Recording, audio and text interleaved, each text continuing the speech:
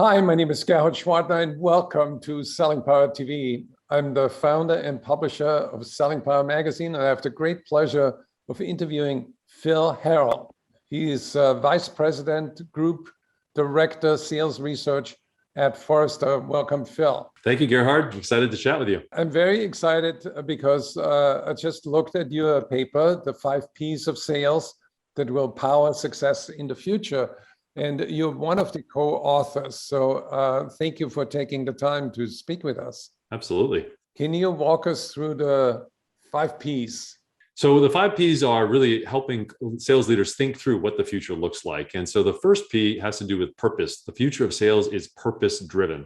And what we mean by that is that sales in the future will have to stand for something aspirational beyond just making money, beyond just revenue and profit. Your buyers want to know, what does your company stand for? What are the values? And do those values align with those buyers?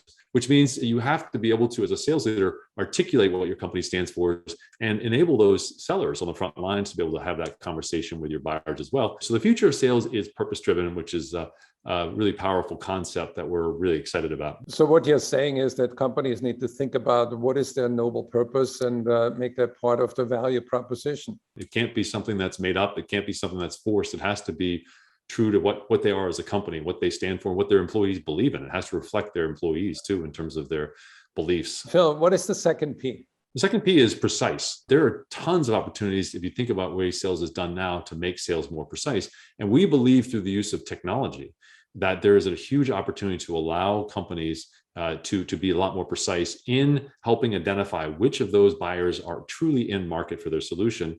And by the way, buyers are a lot more sophisticated too and are gathering a lot more information on their own.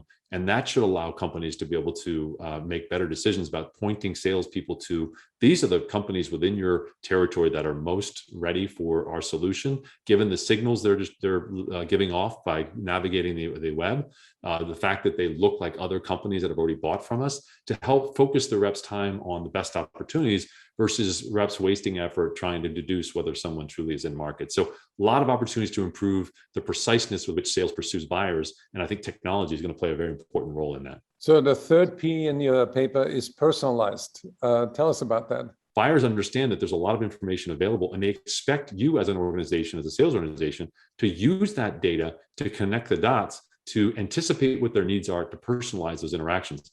Let me give you an example. Going to your first meeting, you can go and see who is that person on LinkedIn. You can gather a tremendous amount of information about their company. They're not going to put up with you coming to that meeting and not know nothing about them and to not personalize what their problems might be through that interaction.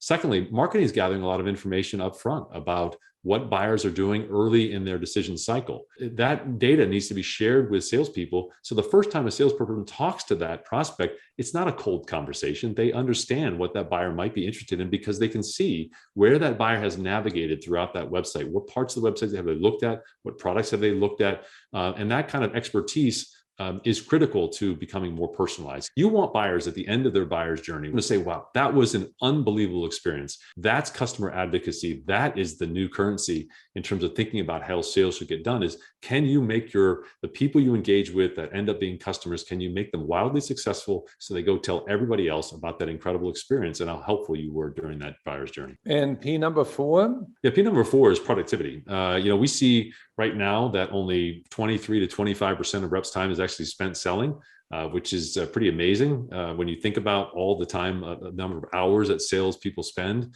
and how little of it actually is spent selling, meaning on the phone with prospects, making cold calls, things like that. There's a lot more time spent in non-productive ways. And we believe technology has a very important role to play here too, with automating repetitive, low value added activities. There are data entry. Let's start right there. I don't think there's any salesperson that raise their hand and say, I love data entry. But now you have systems in place that can automatically capture that data for the reps and make sure that that data is now in the system automatically. That's just one of many examples of how that should help salespeople free up time to become more productive. And P number 5, of course, is the favorite word. It's profit. You want sales organizations to be profitable. What's new about that perspective? Well, sales leaders in the past, we've really only been sort of metric on one thing, and that was top line growth. Now, private equity companies, sometimes they will give goals to their sales leader about EBITDA, but for the most part, most sales leaders have been focused on grow top line revenue. That's what I want you to do, and they've responded correspondingly with a focus on top line growth without much focus on the bottom line. Usually, it's something like this: how do I hire a lot more salespeople? Take my budget, hire more salespeople, and that will give me the growth that I need. When that actually might not be the most cost-efficient way to scale revenue. It might actually be better to spend those dollars on enablement, for example, to enable the existing reps that you have to be more successful. It might mean you take some of that budget and you invest in technology that can help, as we talked about, make your reps more productive. That can ultimately be a better and more cost-efficient way to ultimately earn and keep customers. So the thinking here is that I think sales leaders, we think in the future, are going to have to operate more like chief operating officers and are thinking not just about the top line, but actually have to think about how do I scale growth most efficiently, which is what CEOs and boards want. Instead of saying, I'm going to get the lowest number possible and stack the deck with as many people as I can hire, you got to take a much more strategic, nuanced view on how do I grow revenue more profitably. So that's the fifth P. Well, I can only add one more P that's actually pronounced like an F. So if you follow the 5 Ps of sales, your future is going to be phenomenal. I love it. I love it. Well, thank you, Phil. I suggest everybody head over to Forrester.com and download that fascinating white paper that will give you lots of ideas on how to structure your future and make it better. Thank you, Phil. Thanks a lot, Gerhard. Loved the conversation. Thanks for having me on here.